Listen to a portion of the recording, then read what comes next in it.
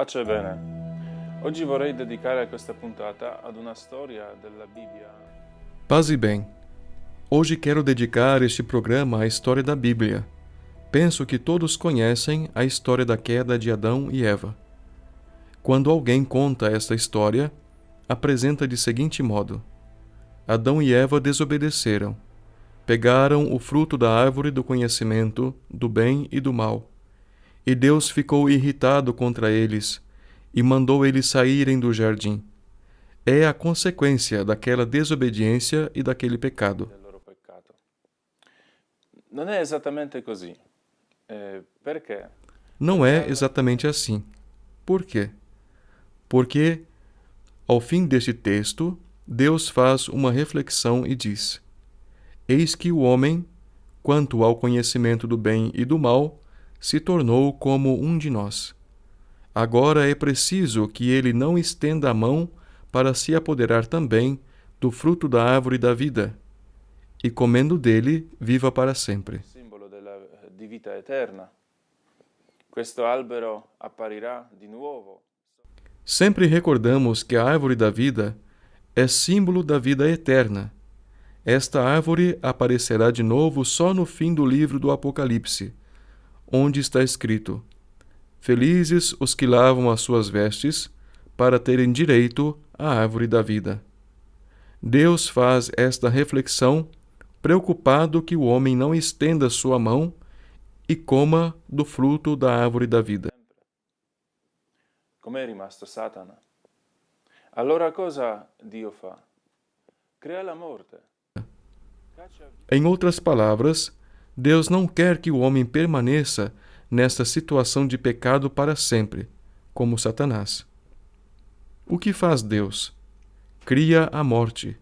Expulsa este homem do jardim do Éden, usando as nossas palavras, lhe dá a possibilidade de fazer penitência. E depois, com a morte corporal, lhe dá a possibilidade de retornar ao jardim do Éden, ao paraíso. Porém, podemos nos perguntar, ok, mas no livro da sabedoria está escrito que a morte entrou no mundo pela inveja do diabo. E então, por que dizemos que Deus inventou a morte como uma via para retornar a este jardim do Éden? Precisamos ler até o fim esta frase. Está escrito: Foi por inveja do diabo que a morte entrou no mundo, e experimentam-na os que a ele pertencem. Aqui não se trata da morte corporal, mas da morte espiritual, daquela que no livro do Apocalipse é chamada como segunda morte, como lemos no capítulo 20, versículo 14. Este lago de fogo é a segunda morte. Por isso vemos que esta história não é uma história da justiça de Deus, é uma história da misericórdia de Deus. Deus que na sua misericórdia encontrou a solução para salvar o homem. Podem se perguntar, por que não foi assim misericordioso com Satanás, representado na forma de serpente? Primeiro de tudo, Satanás é um puro espírito. O seu conhecimento da realidade espiritual é muito mais profunda. Isso é a primeira coisa.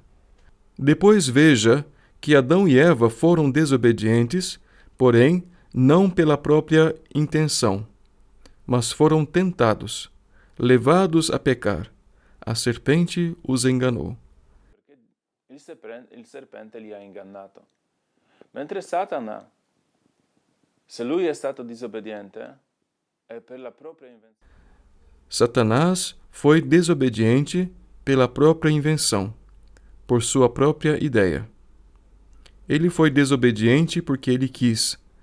Saiu do seu coração. Ninguém o tentou. Ninguém o levou à desobediência.